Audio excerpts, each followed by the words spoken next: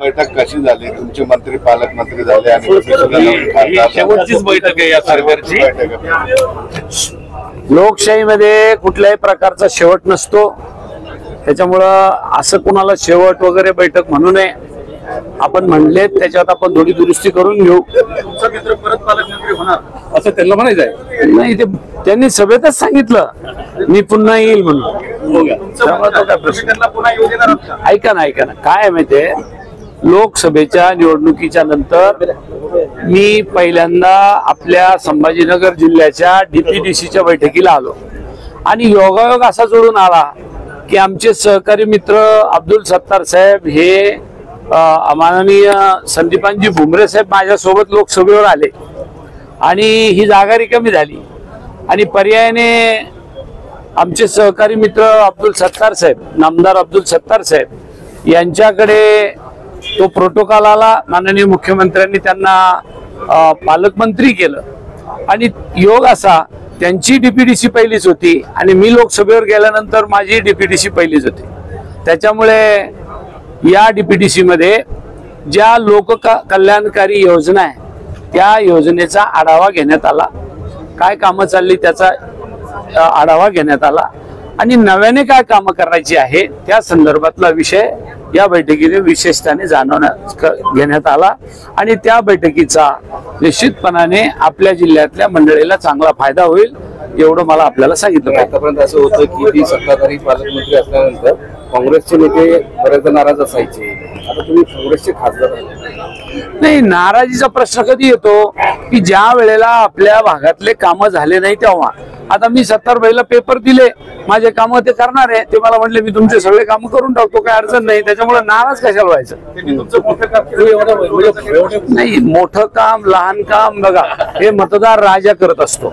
कोणाला मोठं करायचं कोणाला लहान करायचं ते मतदार राजाच्या हातात आहे। पण एवढं वाईल्ड भूमिका तुम्ही आतापर्यंत नाही घेतली। वाईल्ड म्हणजे मला नाही कळलं वाईल्ड काय। 4.5 वर्षामध्ये आतापर्यंत असं वाटतं की तुम्ही सत्ताधारी आम्ही विरोधी पक्षामध्ये त्यावेळेला होतो, आजही आहे, परंतु ज्या व्यासपीठावर जाऊन आपल्याला लोकांची प्रश्न सोडून घ्यायचे असतात तिथे आम्ही तुम्हाला असं तुमची अशी इच्छा आहे का आम्ही त्या व्यासपीठावर सुद्धा एकमेकाच्या समोर भांडणच करावे? मग सिल्लोडमध्ये काँग्रेस सरेंडर करणार आहे का? हे बघा, तुम्ही परत वेगळ्या विषयावर न्यायला लागले। डीपीडीसी मध्ये विकास कामामध्ये वेगळा विषय आहे आणि राजकारणामध्ये ज्या वेळेला त्या मतदारसंघामध्ये आपापल्या पक्षाचे उमेदवार लढवायचं काम पडेल त्यावेळेला निश्चितपणाने आम्ही त्यांच्या विरोधात एकमेकांना भांडणं झालेली आहेत, एकमेकांवर धावून गेलेले आहेत। आता एवढं शांततेत कसं काय? मला डीपीडीसीच्या मीटिंग मध्ये मी पहिल्यांदा आलो आणि माझे पेपर सबमिट केले। आता जेव्हा ते निधी देतील देणार नाही त्याच्यावर पुढची भांडणं सुरू होईल। आता काय भांडण्याचा विषय? लोकसभेच्या मदतीची परतफेड शांत राहा। लोकसभेच्या मदतीचा प्रश्न मला सत्तार साहेबांनी लोकसभेत मदत केलेलीच नाही। मी परत सांगतो, त्यांनी त्यांच्याच पक्षाचं काम केलंय, त्यांच्या कार्यकर्त्यांनी मला मदत केली, त्यांच्या कार्यकर्त्यांनी मला कोणाच्या सांगून केलं ते मला नाही सांगता येणार। एकमेव खासदार असे आहात जे 2 डीपीडीसी कव्हर करतात, इथे पण येतात जालन्याला पण। अगदी बरोबर। एक ठिकाणी भाजपचा पालकमंत्री आणि एक ठिकाणी शिवसेनेचा पालकमंत्री, दोघांपैकी कोणता पालकमंत्री चांगला?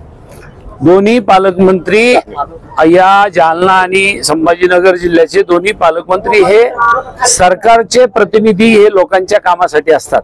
चांगला आणि वाईटचा प्रश्न कधी येतो? काम करणारा पालकमंत्री कोणता आहे तुमचा? दोन्ही ऐका ना, पालकमंत्री काम करणारे दोघेही आहे, परंतु जेव्हा आम्ही काम सांगू आणि ते काम करणार नाही तेव्हा ते ठरवलं जाईल। आज तुम्ही पहिल्या बैठकीत सगळे शेवटच्या बैठकीचे प्रश्न विचारायला नियोजन चांगलं केलंय। ही बैठक शेवटची नाही। ही बैठक मी पालकमंत्र्याला सूचना केली, विनंती केली की याच्यानंतर आचारसंहिता लागायच्या अगोदर पुन्हा एक बैठक घ्यावी की जेणेकरून आपल्या शासकीय योजनेचा आढावा घेऊन ज्या काही लोक कल्याणकारी योजना अपूर्ण राहिल्या असतील त्या पूर्ण व्हाव्या आचारसंहिता लागायच्या अगोदर। आणि मला तुम्ही ज्या मूळ प्रश्नाला बगल देऊ लागले, तुम्हाला जे प्रश्न पाहिजे होते बातमी द्यायला तेवढ्यावरच बोलू नका। या जिल्ह्याचा सगळ्यात महत्वाचा प्रश्न होता तो म्हणजे कन्नड घाटाचा, नॅशनल हायवेचा। त्या विषयावर आम्ही एकत्रित आलो आणि त्यांना सांगितलं की आपल्याला पालकमंत्र्याच्या सोबत आम्ही सगळेजण केंद्रातल्या मंत्री गडकरी साहेबांच्याकडे जाऊन आपल्या राज्याचा, आपल्या जिल्ह्याचा जो कन्नडचा प्रश्न आहे त्याचं काय करायचं आहे त्याच्यावर या बैठकीमध्ये उहापोह झाला. जरी कोर्ट कचेऱ्या झाल्या असल्या तरी शेवटी शासनाला त्याच्यातून काही ना काही मार्ग काढला पाहिजे. आजच्या मितीला तो घाट बंद आहे, वाहतूक दुसऱ्या बाजूने वळवली जाते. आपल्या जिल्ह्याला अनेक भागाच्या अनेक लोकांचे, व्यापाऱ्याचे, शेतकऱ्यांचं नुकसान होतंय. म्हणून त्या विषयावर सुद्धा आम्ही एकत्र येण्याची भूमिका घेतलेली आहे. असे अनेक प्रश्न आहे त्याच्यावर आम्ही एकत्र आलोय. मला असं वाटतं आपण आपल्या पत्रकारितेतून त्याही प्रश्नाला उजाळा द्यावा. धन्यवाद. एक प्रश्न आहे, अंबादास दानवे नव्हते याची जाणीव आली का? काय कमतरता वाटली दानवे नव्हते? अंबादास दानवे का नव्हते मला सांगता येणार नाही. त्यांना विचारलं तर बरं होईल. त्याच्यामुळे शांत झालं. नाही, त्यांना विचारलं तर बरं होईल. शांत बैठक आणि साहेब, त्याच्यामुळे शेवटचा प्रश्न, लोकसभेची परतफेड विधानसभेला करणार आहात? मला नाही कळू लागलं तुमचं काय म्हणणं आहे, जरा फोडून सांगाल का? मंत्री अतुल सत्तार यांनी तुम्हाला मदत केली लोकसभेला. अहो, 70 महिला मी मदत करायचा काय प्रश्न येतो? मला कळेल ना. त्यांचा पक्ष वेगळा, त्यांची महायुती वेगळी, माझा महाविकास आघाडीचा प्रश्न वेगळा.